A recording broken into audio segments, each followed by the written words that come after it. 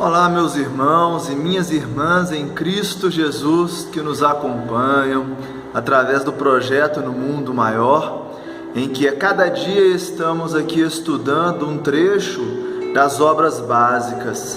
E como de costume, às terças-feiras, nós colaboramos com o estudo dessa bendita obra que é o Livro dos Médiuns. Hoje iremos estudar o item 63. Vejamos o que o professor Kardec nos traz.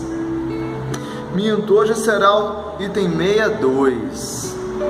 Não há nenhum sinal pelo qual se reconheça a existência da faculdade mediúnica.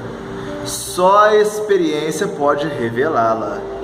Quando se quer fazer experiência numa reunião, basta que os participantes se sentem ao redor da mesa e coloquem sobre ela as mãos espalmadas, sem pressão nem esforço muscular. A princípio, como se ignorassem as causas do fenômeno, recomendavam muitas precauções, que depois se constatou serem totalmente inúteis. Tal, por exemplo, a alternância do sexo. Tal também o contato entre os dedos mínimos dos participantes, de modo a formar uma cadeia ininterrupta. Essa última precaução parecia necessária quando se acreditava da ação de uma espécie de corrente elétrica. Depois, a experiência demonstrou sua inutilidade. A única prescrição de rigor obrigatório é o recolhimento absoluto e silencioso, e, sobretudo, a paciência, caso o efeito demore. Pode acontecer que ele se produza em alguns minutos, como pode tardar meia hora ou uma hora. Isso depende da força mediúnica dos coparticipantes. Então, no item 62, Allan Kardec está nos mostrando sobre os fenômenos de efeito físico, como a metodologia dessa ciência experimental foi progredindo. Percebamos que a primeira frase é muito interessante. Ele diz o seguinte: não há nenhuma forma de diagnosticar a mediunidade. Eu acho isso bastante interessante, porque ainda hoje encontramos muitos médiuns, muitos colaboradores no movimento espírita ou em outras religiões medianímicas que utilizam-se da mediunidade, dizendo assim para as pessoas: olha, você é médium, você precisa desenvolver a mediunidade. Mas Kardec está aqui orientando que a mediunidade, ela será diagnosticada com as experimentações. Então, se o indivíduo não apresenta nenhuma fenomenologia ostensiva, não há como, segundo Allan Kardec, diagnosticarmos a mediunidade.